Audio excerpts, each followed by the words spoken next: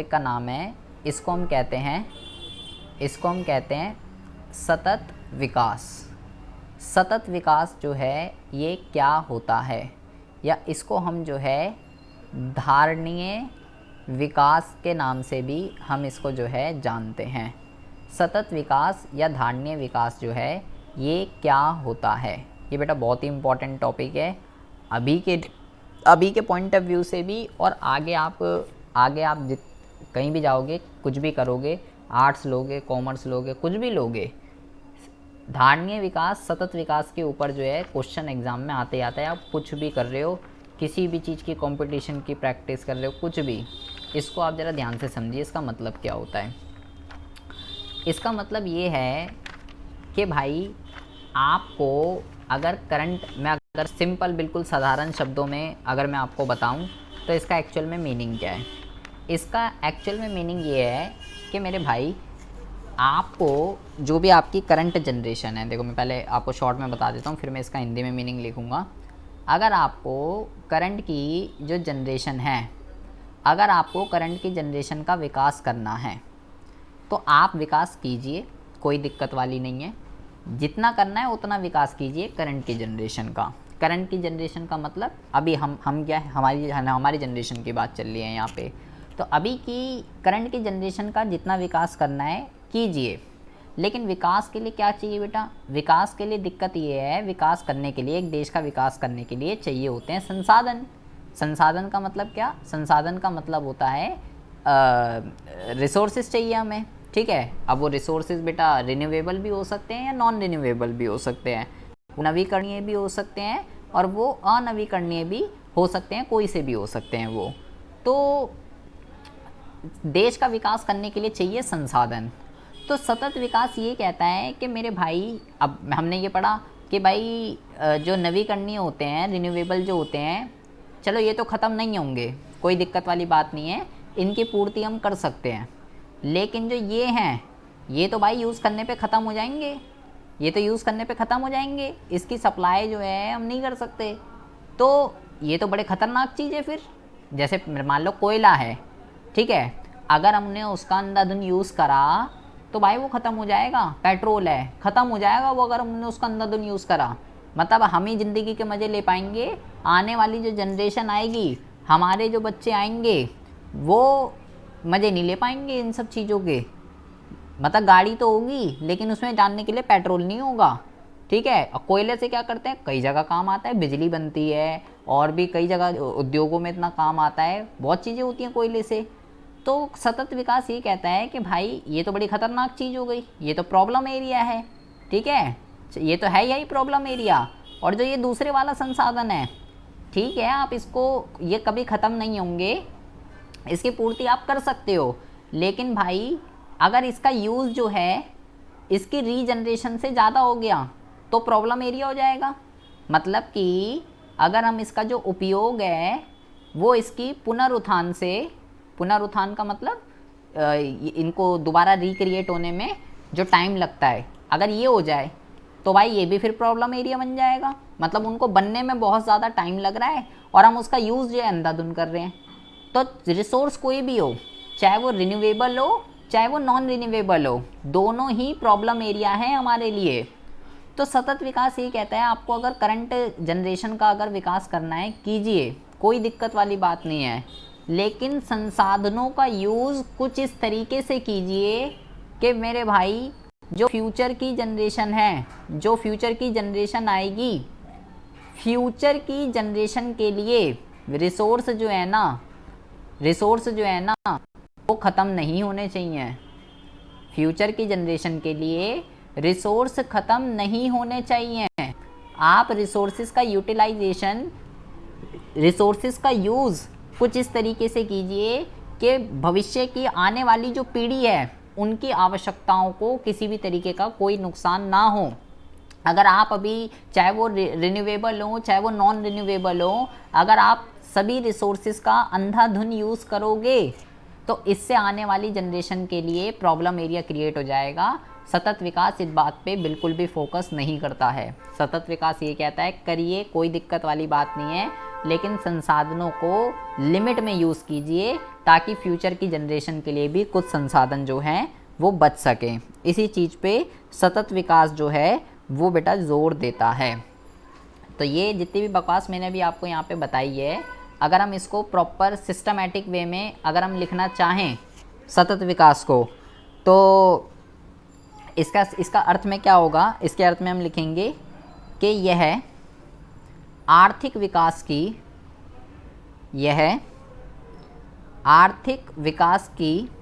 वह प्रक्रिया है, यह आर्थिक विकास की वह प्रक्रिया है जिसका उद्देश्य क्या है? जिसका उद्देश्य जो जितने भी प्राकृतिक संसाधन हैं, जिसका उद्देश्य प्राकृतिक संसाधनों तथा पर्यावरण को हानि पहुँचाए बिना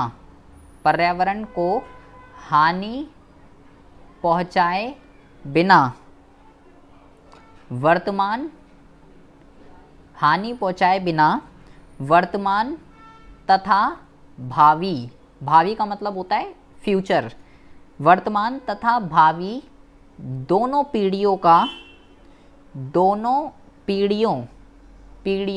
कैसे लिखेंगे? दोनों पीढ़ियों के जीवन की गुणवत्ता में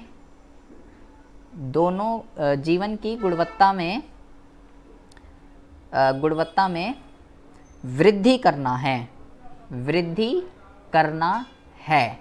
ये हमने जो ऊपर मैंने ये सारी बकवास जो बताई है, ये इसका निचोड़ है, ये इसका अर्थ है। क्या कह रहा है कि ये आर्थिक विकास की वो प्रक्रिया है, मतलब अगर देश को आर्थिक विकास करना है तो भाई सतत विकास किस चीज़ पर बल देता है? दो चीज़ों पर बल देता है। इसका जो ऑब्जेक्ट है, इसका जो पर्पस है वो दो है। क्या? प्राकृतिक संसाधन। सबसे पहली बात तो पहला क्या बोला उसने?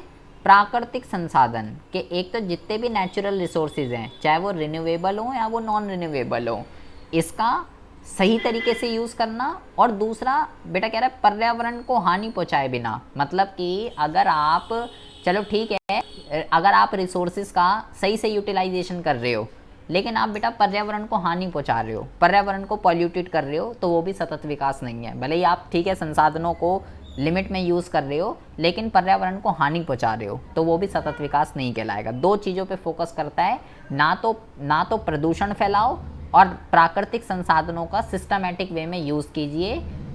अगर आप ये दोनों चीज़ें कर लो, इन दोनों चीज़ों के साथ अगर आप आर्थिक विकास करोगे, तो इससे वर्तमान पीढ़ी और भावी पीढ़ी दोनों पीढ़ियों की आप क्या कर रहे हो? जीवन की गुणवत्ता में अगर वृद्धि कर रहे हो। जीवन की गुणवत्ता में वृद्धि करने का मतलब क्या है? करंट जनरेशन और फ्यूचर की जनरेशन, दोनों की जनरेशन की क्वालिटी ऑफ लाइफ को अगर आप इंक्रीज कर रहे हो, तो बेटा वो जो है सतत विकास या धारणीय विकास कहलाता है। लेकिन अगर आप वर्तमान पीढ़ी का डेवलपमेंट करने के लिए अंधाधुंध प्रदूषण कर रहे हो, अंधाधुंध नेचुरल रिसोर्सेज का यूज़ कर रहे हो, आप सोच ही नहीं रहे कि फ्यूचर की जो जनरेशन आएगी उसका क्या होगा, वो कैसे अपनी नीड्स को जो है फुलफ़िल करेगा, बस आप अभी का सोच रहे हो, करंट में जी रहे हो, फ्यूचर का कुछ नहीं पता, तो वो बेटा सतत विकास नहीं है। अच्छा चलो जी ठीक है, सतत विकास क्या है ये आपने समझ लिया। तो इस चीज़ को अचीव करने के लिए हमें करना क्या पड़ेगा?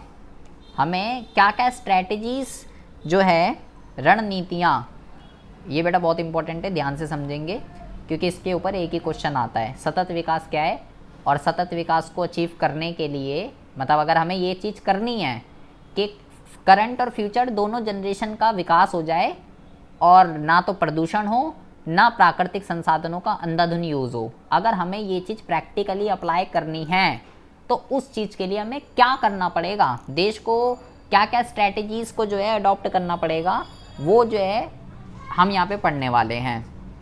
तो सबसे पहले जो है कहता है कि अगर आपको ये चीज़ करनी है तो भाई आपको जो है ना, सबसे पहली बात तो पर्यावरण मित्र ऊर्जा स्रोतों का प्रयोग आपको जो है करना पड़ेगा। इसका क्या मतलब होता है? इसका मतलब ये होता है कि भाई आप जो है ना, ये जो कोयला है, ये जो आपका पेट्रोल है, ये कोयला पेट्रोल, ये जो सारी की सारी चीज़ें हैं ना, इनको छोड़ दीजिए, इनका कर दीजिए त्याग। क्यों? क्योंकि ये यहाँ पे मैंने एक वर्ड लिखा है बेटा, पर्यावरण मित्र। पर्यावरण मित्र का मतलब होता है इको फ्रेंडली। इको फ्रेंडली का मतलब जो पर्यावरण को नुकसान नहीं पहुँचाते। वो कह रहा है कि आपको इसके जगह पे क्या करना पड़ेगा?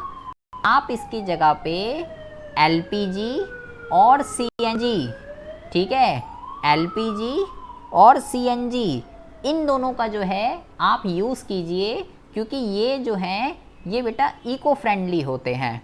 इको फ्रेंडली का क्या मतलब होता है? इको फ्रेंडली का मतलब होता है कि इससे पर्यावरण को किसी भी तरीके का कोई नुकसान नहीं होता, क्योंकि ये प्रदूषण जो है नहीं फैलाते हैं। लेकिन वहीं पे अगर हम बात करें कोयला, पेट्रोल, इन सब चीज़ों की, तो ये बेटा इन्वायरमेंटल फ्रेंडली नहीं है। क्यों नहीं है ये इन्वायरमेंटल फ्रेंडली? क्योंकि बेटा ये जो है जब ये चलते हैं तो बहुत ही अधिक मात्रा में क्या करते हैं, बहुत ही अधिक मात्रा में ये जो है क्या कहते हैं, कार्बन डाइऑक्साइड जो है, बहुत ही अधिक मात्रा में जो है कार्बन डाइऑक्साइड जो है ये क्रिएट करते हैं, जो कि पर्यावरण को हार्म पहुंचाता है। तो ये कह रहा है भाई, अगर आप भाई सतत विकास किस चीज़ पर फोकस कर रहा है कि एक तो प्रदूषण ना फैलाओ और दूसरा प्राकृतिक संसाधनों का अच्छे से यूज़ कीजिए। तो सबसे पहले प्रदूषण को अगर रोकना है तो एलपीजी और सीएनजी पे हमें क्या करना पड़ेगा? फोकस करना पड़ेगा। दूसरा हमें क्या करना पड़ेगा? दूसरा हमें जो है हमें जो है बहुत ही ज़्यादा ध्यान से सुनेंगे बेटा, हमें जो है यहाँ पे पॉइंट लिखा हुआ है कि सूर्य किरण का सौर ऊर्जा में और सौर ऊर्जा का विद्युत शक्ति में रूपांतरण। इसका क्या मतलब होता है? देखिए, ये कि अभी हम बिजली कैसे बनाते हैं? अभी हम जो बिजली बनाते हैं वो कोयले का, पानी का, इन सब चीज़ों का यूज़ करते हैं, ठीक है। और भारत के अंदर अभी हमारा जो इलेक्ट्रिसिटी एरिया है वो बहुत ज़्यादा प्रॉब्लम फेस कर रहा है बेटा। अभी भी कई सारे राज्य, कई सारे क्षेत्र, कई सारे गांव अभी भी बेटा ऐसे हैं जहाँ पे दिनों दिनों बिजली नहीं आती है, सप्लाई नहीं है, क्योंकि जितनी डिमांड है बिजली की उतनी सप्लाई नहीं है हमारे पास। हमारी तो जैसे चलिए ठीक है, हम तो दिल्ली वगैरह में रहते हैं तो हमारी ठीक है 24 घंटे आती है, फ्री में मिल रही है, और क्या चाहिए।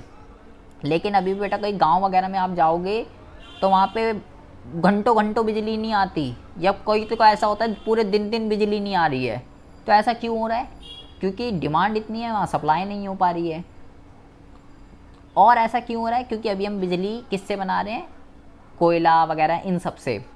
अगर बेटा हम क्या कर सकते हैं, सूरज की किरणों को हम किस में कन्वर्ट कर सकते हैं? सूरज की किरणों को हम कन्वर्ट कर सकते हैं सौर ऊर्जा के अंदर, और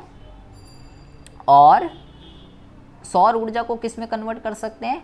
उसको हम कन्वर्ट कर सकते हैं विद्युत के अंदर, पावर के अंदर। लेकिन इस चीज़ के अंदर क्या चाहिए बेटा हमें? अभी हम इस चीज़ के अंदर, अभी हमने, ठीक है, इंडिया जो है अभी इस चीज़ में इतना सक्सेसफुल नहीं हो पाया है। इसके बेटा हमारी इसके अंदर जो कमियां हैं वो क्या हैं?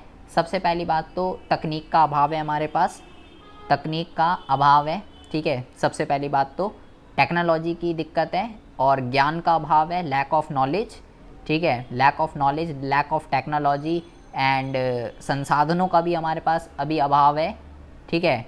ये 3 सबसे बड़े मेन रीज़न हैं जिसकी वजह से हम सौर ऊर्जा को इलेक्ट्रिसिटी में कन्वर्ट नहीं कर पा रहे। जिस दिन हम इस चीज़ में सक्सेसफुल हो गए तो उस दिन ऐसा कोई एरिया ही नहीं होगा जहाँ पे बेटा हम जो है इलेक्ट्रिसिटी ना अवेलेबल करवा सकें। अभी हम जो है इस चीज़ में इतने सक्सेसफुल नहीं हुए हैं, बट आने वाले टाइम में अगर ये, क्योंकि भाई सूरज से आने वाली किरणों की तो कोई लिमिट नहीं है ना बेटा, वो तो आती रहेंगी, उसकी तो कोई लिमिट नहीं है, वो तो अनलिमिटेड है। तो सोचो अगर हमने किसी अनलिमिटेड चीज़ का यूज़ करके उसको सौर ऊर्जा में बना के अगर हमने ये सीख लिया कि कैसे इससे इलेक्ट्रिसिटी बनेगी, तो हमारे लिए तो मज़े ही मज़े हैं, क्योंकि ये तो अनलिमिटेड है, इसकी तो कोई लिमिट ही नहीं है। जितना मर्जी सौर ऊर्जा बनाओ, जितना मर्जी उसको कन्वर्ट करो, जितनी मर्जी अंधाधुन करो। फिर तो अभी 200 यूनिट फ्री दे रहा है केजरीवाल, पता चला फिर 2000 यूनिट फ्री देने लग जाए, कुछ भी हो सकता है। तो ये करना पड़ेगा हमें। दूसरा, इससे करने से क्या होगा, कोयला वगैरह ये सब चीज़ों की बचत होगी, जो कि नॉन रिन्यूएबल आइटम है बेटा, संसाधन है। उसके बाद कहता है और अगर आपको करना है सतत विकास, और इसके लिए स्ट्रैटेजीज़ को क्या करना पड़ेगा, हमें जो है जैविक कृषि की ओर रूपांतरण करना पड़ेगा। जैविक कृषि की ओर रूपांतरण का क्या मतलब होता है बेटा, देखो जो कृषि है वो हम 2 तरीके से कर सकते हैं, ठीक है। कैसे कैसे कर सकते हैं, एक तो है बेटा हरित क्रांति के अकॉर्डिंगली हम कृषि कर सकते हैं, और एक होती है जैविक कृषि। अब दोनों में डिफरेंस क्या है ये समझिए। पहले हम समझते हैं कि अगर हम हरित क्रांति के अकॉर्डिंगली अगर कृषि करें, तो हरित क्रांति क्या कहती है, हरित क्रांति कहती है हाई यील्ड वैरायटी के सीड्स को यूज़ कीजिए, सबसे पहली बात तो, ठीक है। ये कहती है कि भाई रासायनिक खाद, ठीक है, कीटनाशक दवाइयाँ, रासायनिक खाद, और क्या कहते हैं मशीनरीकरण, ये सब बेटा ये इस चीज़ पे फोकस करती है हरित क्रांति। लेकिन जैविक कृषि जो है वो बेटा बिल्कुल ही इसकी अपोजिट है। वो कहती है इन सब चीज़ों को छोड़ो और किस पे आ जाइए, परंपरागत तकनीक पे। परंपरागत कैसे लिखेंगे ये, परंपरागत तकनीक से जो है कृषि कीजिए। क्वेश्चन ये है बेटा इससे दिक्कत क्या है, इससे दिक्कत क्या हो रही है भाई, जब हरित क्रांति से फसलों के उत्पादन में वृद्धि हो रही है तो इससे दिक्कत क्या है। इससे दिक्कत ये है कि जब हम हाई यील्ड वैरायटी के सीड्स, रासायनिक खाद, कीटनाशक दवाइयाँ जब हम इसका यूज़ करते हैं तो ये बेटा मिट्टी में मिलती हैं जाके। अभी मैंने ऊपर आपको अभी सॉइल इरोजन बताया था, मृदा अपरदन क्या होती है, और लैंड डिग्रेडेशन के अंदर भी मैंने वहाँ पे आपको लिखवाया हुआ है इसका रीज़न। इससे बेटा भूमि की अवनति होती है। क्या होता है इससे, भूमि की अवनति होती है, लैंड डिग्रेडेशन होता है इससे, मतलब कि भूमि का उपजाऊपन इससे ख़त्म हो रहा है। जब मिट्टी के अंदर ये खतरनाक दवाइयाँ, रासायनिक खाद ये सब डलते हैं तो उससे मिट्टी का उपजाऊपन ख़त्म हो रहा है, ठीक है। और हमें भी क्या मिल रही है, हमें भी मिलावटी का खाना जो है हमको मिल रहा है, कोई टेस्ट नहीं है। तो ये जैविक कृषि क्या कहती है, तो भूमि की अवनति हो रही है, मतलब इन्वायरमेंट को प्रॉब्लम हो रही है, सॉइल इरोजन हो रहा है, ये सब चीज़ों की दिक्कत हो रही है। तो जैविक कृषि कहती है भाई ये सब छोड़िए, ये कुछ नहीं है, अपनी परंपरागत तकनीक से आ जाइए, अपना वही खाद, कंपोस्ट खाद वगैरह जो गोबर वगैरह का यूज़ कर दो, वो सब चीज़ें ठीक है, ये सब जो है हटाइए। तो जैविक कृषि हरित क्रांति के पूरी अपोजिट है, ये फोकस करती है परंपरागत तकनीकी से खेती करना, क्योंकि ये बेटा ये कह सकते हो इको फ्रेंडली है, इन्वायरमेंटल फ्रेंडली है, इससे कोई नुकसान नहीं होने वाला। और जो खाना भी है वो भी आपको पौष्टिक मिलेगा, मतलब कि मिलावटी नहीं होगा, बिल्कुल प्योर होगा, कोई ऐसा कुछ वो नहीं होगा। फिर हमें क्या करना पड़ेगा, और अगर हमें सतत विकास करना है, इससे क्या होगा, पर्यावरण से नुकसान बचेगा। और हमें जो है अपशिष्टों का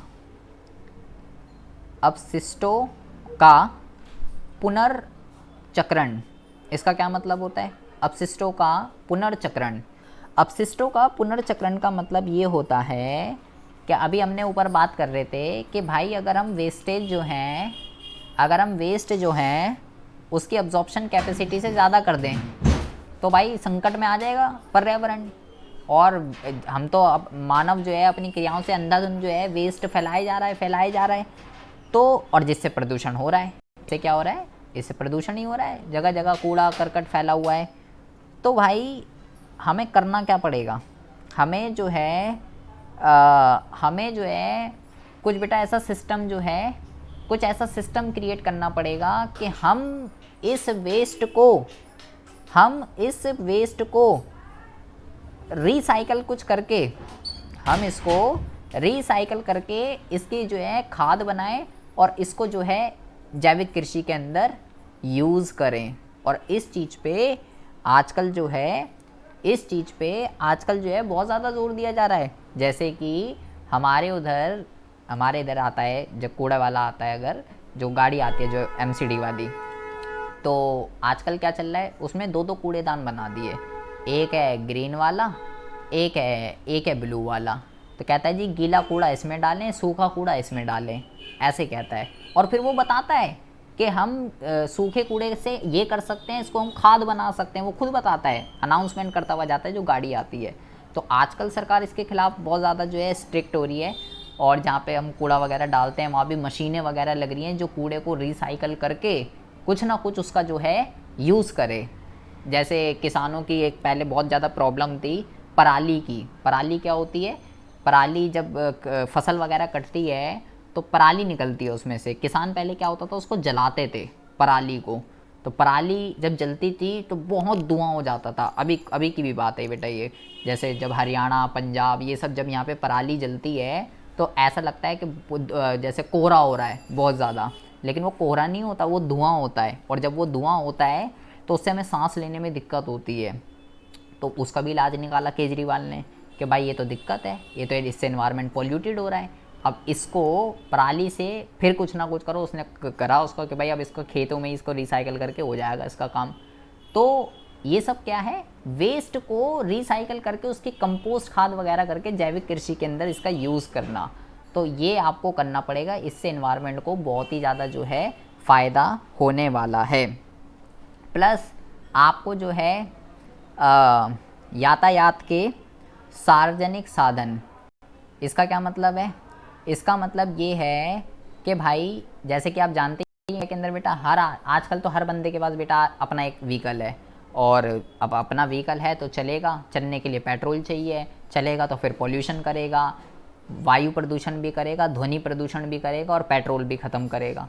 एक वाहन चलने से ये तीनों करेगा। तो हर बंदे के पास आजकल एक है। तो सरकार को कुछ ऐसा करना चाहिए कि वो अपना व्हीकल यूज़ ना करके सार्वजनिक साधन का, मतलब कि लाइक दिल्ली मेट्रो हो गई, इस तरीके का कुछ व्हीकल यूज़ करे। क्योंकि जब लोग अपने वाहन से ना जाके बसेस से मेट्रो से जाएंगे तो क्या होगा बेटा, तो ट्रैफिक भी कम होगा, पेट्रोल की भी कम खपत होगी और प्रदूषण भी जो है वो कम होगा। ठीक है। इसके अलावा और हमें क्या करना पड़ेगा, और हमें जो है क्या कहते हैं, हमें जो है कठोर कानून जो है ये हमको बनाने पड़ेंगे बेटा। कठोर कानून का मतलब क्या है कि चाहे वो प्राइमरी सेक्टर हो, चाहे वो सेकेंडरी सेक्टर हो, चाहे वो सर्विस सेक्टर हो, हर सेक्टर बेटा पर्यावरण को प्रदूषित कर रहा है। तो हर सेक्टर के लिए, हर जगह के लिए हमें लॉ बनाने पड़ेंगे। इंडिया की दिक्कत क्या है, लॉ बन तो जाते हैं लेकिन उनका पालन नहीं होता। तो भाई कुछ ऐसा बनाइए जो लोग पालन करें, उसके खिलाफ जो है सख्ती से उसको लागू किया जा सके। कुछ इस तरीके से जो है आप बनाइए। अगला आपको और क्या करना पड़ेगा, साधन दक्ष तकनीक। ये क्या होती है साधन दक्ष तकनीक? साधन दक्ष तकनीक का मतलब होता है कि आप ऐसा साधन लाइए कि एक साधन से आप ज़्यादा से ज़्यादा उत्पादन कर सकें। कुछ इस तरीके की टेक्नोलॉजी लाइए, एक ही साधन से ज़्यादा जो है आप उत्पादन कर सकें। ठीक है, इस तरीके की टेक्नोलॉजी लाइए। टेक्नोलॉजी तो लाइए नहीं हूँ, लेकिन ऐसी होनी चाहिए कि इनपुट कम से कम लगे। ये क्या है, ये आपका इनपुट है, आगत है ये आपका, और ये क्या है, ये आपका आउटपुट है। तो कहने का मतलब ये है कि तकनीक ऐसी होनी चाहिए कि कम से कम इनपुट में ज़्यादा से ज़्यादा आउटपुट जो है वो क्रिएट हो जाए। ठीक है। और क्या कहते हैं, लोगों को बेटा अवेयर करना पड़ेगा इसके लिए। ये इतना लिख सकते हो, 7 इसके अंदर काफ़ी है। ठीक है जी। तो ये बेटा बहुत ही इंपॉर्टेंट टॉपिक था। ये क्या कहते हैं, पर सतत विकास क्या होता है, धारणीय विकास क्या होता है, इसकी गारंटियाँ क्या है। एक दो टॉपिक और हैं, वो मैं आपको और बता देता हूँ, फिर ये आपका चैप्टर पूरा ख़त्म हो जाएगा। टॉपिक का जो नाम है इसको ज़रा समझेंगे। इसको कहते हैं, ये बेटा कई बार एग्ज़ाम में आता है, 3 नंबर में बहुत बार ये पूछा गया है। इसको कहते हैं संसाधनों का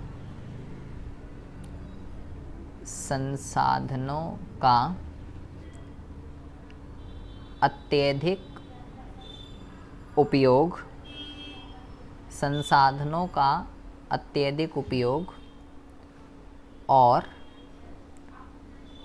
संसाधनों का दुरुपयोग। संसाधनों का अत्यधिक उपयोग और संसाधनों का दुरुपयोग, ये जो है क्या होता है, इसका अर्थ बताइए विद एग्जाम्पल। इसको ज़रा आप समझेंगे। देखिए, संसाधनों का अत्यधिक उपयोग और संसाधनों का दुरुपयोग, तो इसको यहाँ पे ज़रा हम समझते हैं। यहाँ पे हम समझते हैं अत्यधिक उपयोग जो है, अत्यधिक उपयोग जो है ये क्या होता है, और यहाँ पे हम समझते हैं दुरुपयोग जो है ये क्या होता है। ठीक है। देखिए, संसाधनों के अत्यधिक उपयोग की अगर हम बात करते हैं तो संसाधनों का जो अत्यधिक उपयोग है वो तो बेटा इसके नाम से ही पता चल रहा है कि भाई हम जो है ना संसाधनों का एक लिमिट से ज़्यादा यूज़ कर रहे हैं। जितना यूज़ करना चाहिए, हम प्राकृतिक संसाधनों का अत्यधिक उपयोग जो है, अत्यधिक, इसको सीधा सीधा ये कह सकते हो कि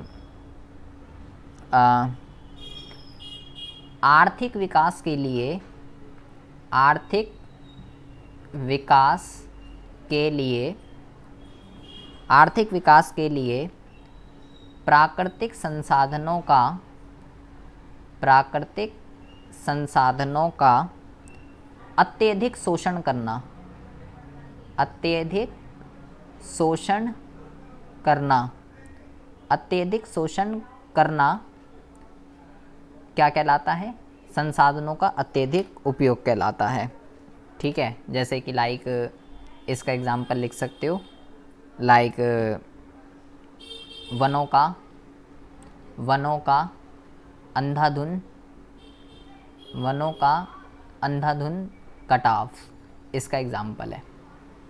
मतलब ठीक है, एक लिमिट में यूज़ करना चाहिए था, लेकिन जब हम उस लिमिट को क्रॉस कर जाते हैं कि नहीं जी हमें तो सिर्फ देश का विकास करना है और इन्वायरमेंट जाए बाढ़ में, ठीक है जी, पर नेचुरल रिसोर्सेज वगैरह उनका अंधाधुन यूज़ करेंगे। बस वही है कि करंट जनरेशन की डेवलपमेंट के लिए हम संसाधनों का अंधाधुन उपयोग कर रहे हैं। हम देख ही नहीं रहे कि ये रिन्यूएबल है, नॉन रिन्यूएबल है, ख़त्म हो जाएंगे, क्या होगा, सब जाए बाढ़ में।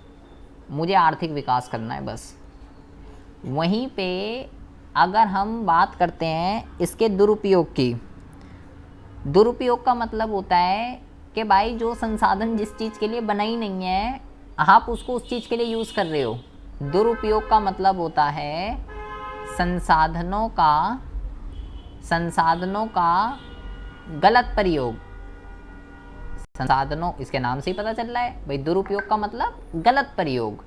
तो जब हम जो संसाधन जिस चीज़ के लिए बना ही नहीं, हम उस संसाधन का गलत जगह पे यूज़ कर रहे हैं, तो वो क्या कहलाता है बेटा, वो कहलाता है संसाधनों का दुरुपयोग।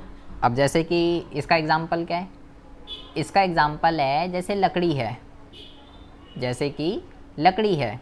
तो मैंने बोला भाई लकड़ी का ग्रामीण क्षेत्रों के अंदर क्या होता है, लकड़ी का ग्रामीण क्षेत्रों के अंदर क्या कहते हैं, घरेलू ईंधन के रूप में, यहाँ पे आप लिखेंगे घरेलू ईंधन के रूप में, घरेलू ईंधन के रूप में उपयोग, ये हो रहा है अब।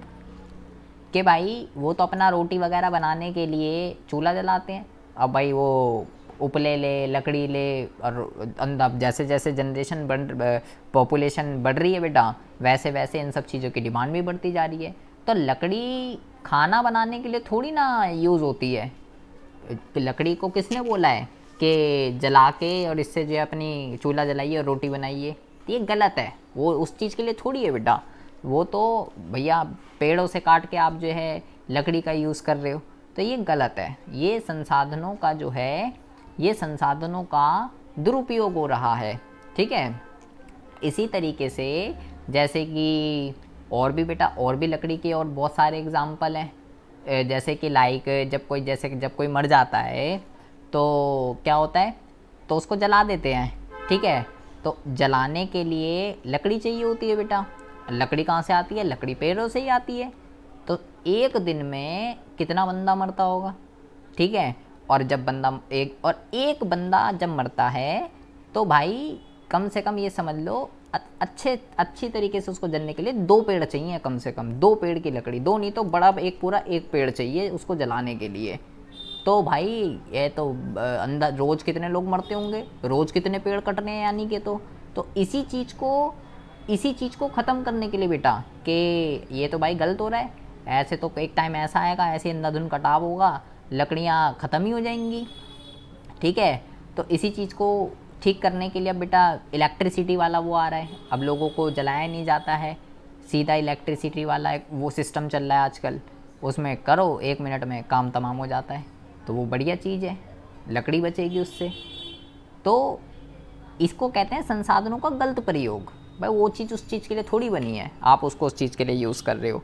तो इसके एग्ज़ाम्पल, इसका अर्थ आता है बेटा, इसके एग्ज़ाम्पल आते हैं कि संसाधनों का अत्यधिक उपयोग का मतलब है कि हाँ ठीक है, संसाधन उसी चीज़ के लिए बना था, आप यूज़ तो सही कर रहे हो, लेकिन आपने लिमिट क्रॉस कर दी, लिमिट से ज़्यादा ही यूज़ कर रहे हो, आप उनका शोषण करने लगे हो।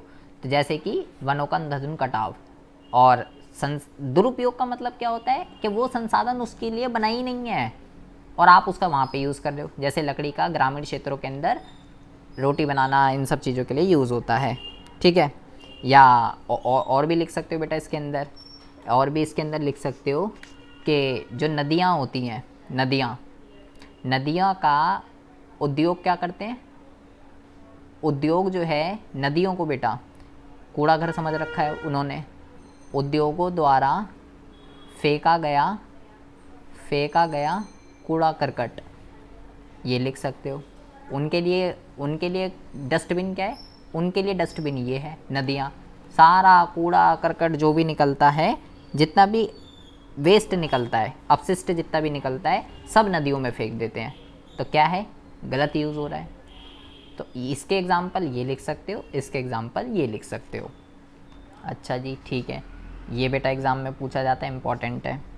अब इसी चीज़ के रिगार्डिंग एक और क्वेश्चन है जो बहुत ही ज़्यादा ध्यान से आपको समझना है। हमें समझना है कि पर्यावरण अवनति जो है ये क्या होती है। बेटा सारे वर्ड एक जैसे ही हैं, ध्यान से समझिएगा। अभी तक हमने ये वर्ड नहीं पढ़ा, अब हम क्या पढ़ रहे हैं? पर्यावरण अवनति। इंग्लिश में अगर हम इसको बात करें तो इसको इंग्लिश में हम क्या कहते हैं? इसको इंग्लिश में कहते हैं एनवायरमेंटल डिग्रेडेशन, ये इसको जो है कहते हैं, ठीक है। एनवायरमेंटल डिग्रेडेशन का मतलब क्या होता है? बहुत ही ज़्यादा ध्यान से सुनिएगा बेटा। एनवायरमेंटल डिग्रेडेशन कब होता है? पहले आप ये समझिए कि जो प्राकृतिक संसाधन जो होते हैं ना, बहुत ही ज़्यादा ध्यान से सुनेंगे बेटा, सारा ध्यान नहीं रखेंगे नहीं तो समझ में नहीं आएगा। जो प्राकृतिक संसाधन होते हैं, अब वो चाहे रिन्यूएबल हो, अब वो चाहे नॉन रिन्यूएबल हो, कोई से भी हो, ठीक है, चाहे वो नवीकरणीय हो, चाहे वो अनवीकरणीय हो। अब हम पढ़ रहे हैं इकोनॉमिक्स, तो बेटा इकोनॉमिक्स के अंदर डिमांड और सप्लाई जो है यही चलती है, ठीक है। तो अगर बेटा जितने भी प्राकृतिक संसाधन हैं, अगर उनकी जो डिमांड है और उनकी जो सप्लाई है, अगर वो बेटा बराबर रहती है, अगर उनकी जो डिमांड है और उनकी जो सप्लाई है अगर वो बराबर रहती है तब तो बेटा कोई दिक्कत वाली बात नहीं है, तब कोई दिक्कत नहीं है कि भाई जितनी डिमांड है उतनी सप्लाई है, ठीक है, ओके ओके ठीक है। लेकिन जब ये डिमांड और फोर्स अनबैलेंस हो जाते हैं, भाई अभी तो क्या है, demand is equal to supply है, अगर ये अनबैलेंस हो गए, अगर ये अनबैलेंस हो गए तो अनबैलेंस में दो सिचुएशन क्रिएट हो सकती है। क्या? या तो बेटा मांग जो है वो कम हो जाए पूर्ति से, या मांग जो है वो ज़्यादा हो जाए पूर्ति से। तो इसमें क्या होगा ज़रा ध्यान से समझिए। अगर बेटा मांग जो है वो कम हो जाए पूर्ति से, इसका मतलब क्या है, किसकी मांग और किसकी पूर्ति की बात चल रही है बेटा?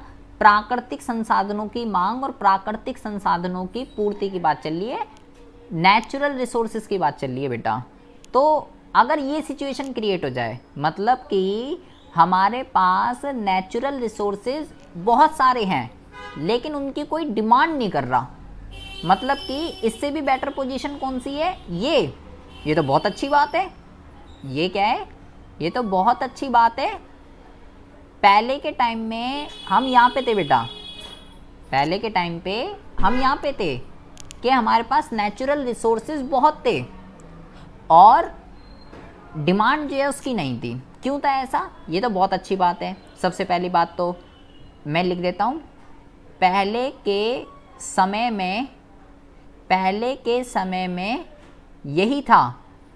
क्यों था? क्योंकि मानव की आवश्यकताएं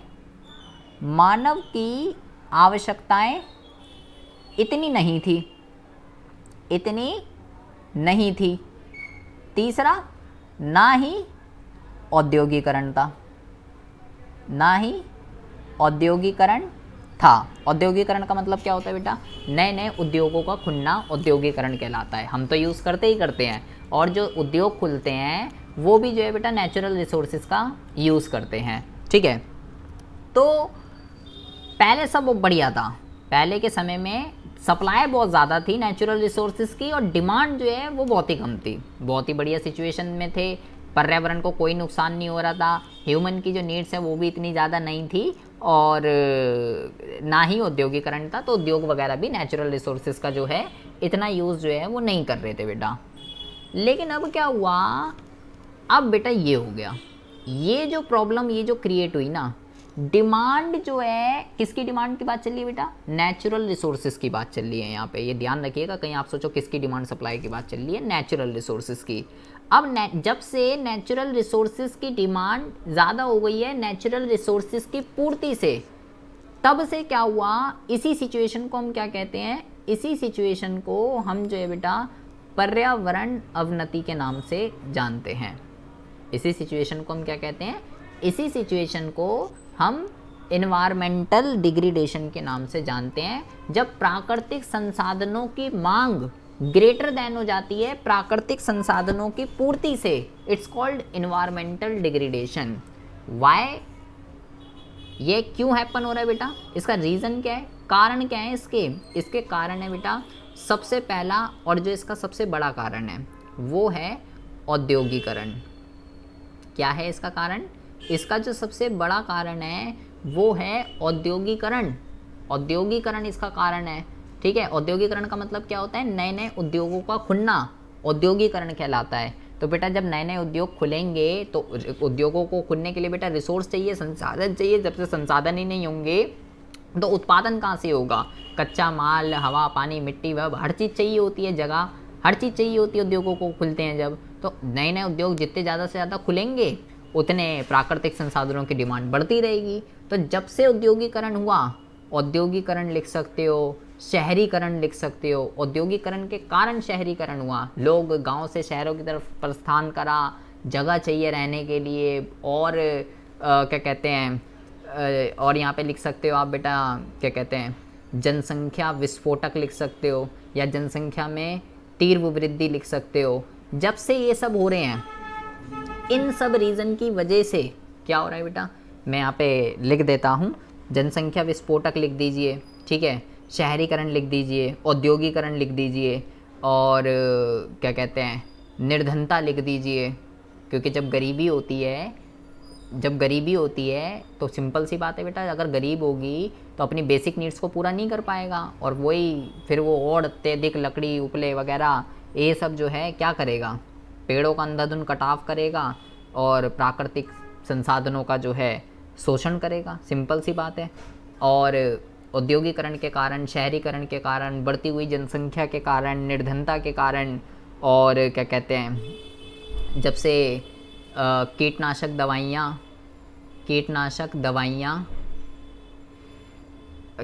दवाइयाँ और जो भी रासायनिक खाद का जो हम यूज़ कर रहे हैं, जब से बेटा हम इन सब चीज़ों का यूज़ करने लग गए हैं, ये सब चीज़ें जब से हो रही हैं, तब से क्या हो रहा है, तब से जो है इन्वायरमेंटल डिग्रेडेशन क्रिएट हो रहा है। इसकी जो डिमांड है वो ग्रेटर देन हो रही है सप्लाई से, जिससे हम क्या कर रहे हैं बेटा, इन सब रीज़न की वजह से हम जो है प्राकृतिक संसाधनों का शोषण कर रहे हैं। क्या कर रहे हैं हम? प्राकृतिक संसाधनों का शोषण कर रहे हैं। मनुष्य की जो आवश्यकताएं हैं, मनुष्य की जो आवश्यकताएं हैं आज के टाइम में, वो क्या है? मनुष्य की आवश्यकताएं निरंतर बढ़ती ही जा रही हैं, ये भी इसका रीज़न है बेटा, जिसकी वजह से और हम जो है इन नेचुरल रिसोर्सेज का जो है हम और शोषण करने लगे हैं।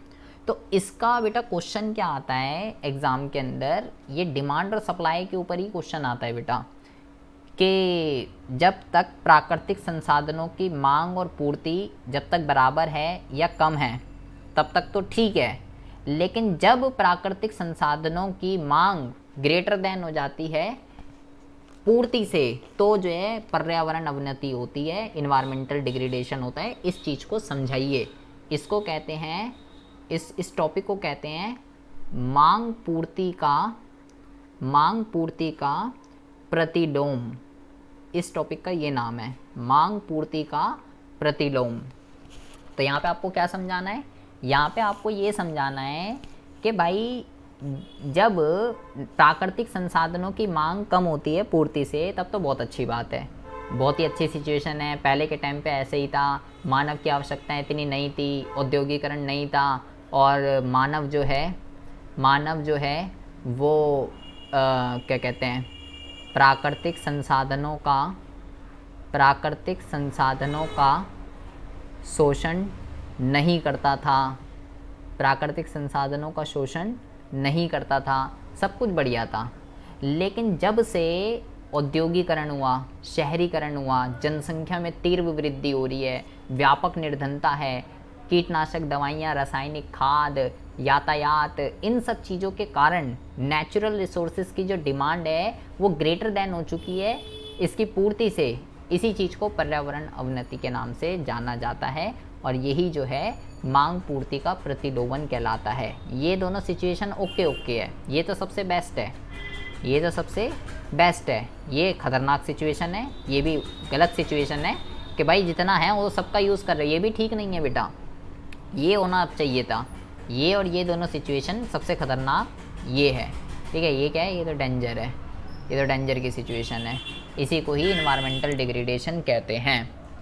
इतनी बकवास आपको जो है पढ़नी है इस चैप्टर के अंदर, ठीक है जी। संजना आवाज़ आ रही है वो यहाँ पे? किरण आवाज़ आ रही है? ओ ये किसी को आवाज़ आ रही है, नहीं आ रही? ये सब लग गए? आ रही है आवाज़, आ रही है। मेरे को लगा सो गई होगी, पूरी नींद भर ली होगी आराम से, सही नींद भर। ये बेटा बहुत इम्पोर्टेंट टॉपिक है, ये मांग पूर्ति का प्रलोभन, अत्यधिक उपयोग, दुरुपयोग, सस्टेनेबल डेवलपमेंट और इसकी स्ट्रैटेजीज़, इसको जो है बहुत ही अच्छे से करके जाइएगा। अगली कक्षा के अंदर हम जो है भारत, पाकिस्तान और चीन का विकास अनुभव, इसके रिगार्डिंग पढ़ेंगे। वो भी बहुत ही ज़बरदस्त चैप्टर है, ठीक है जी।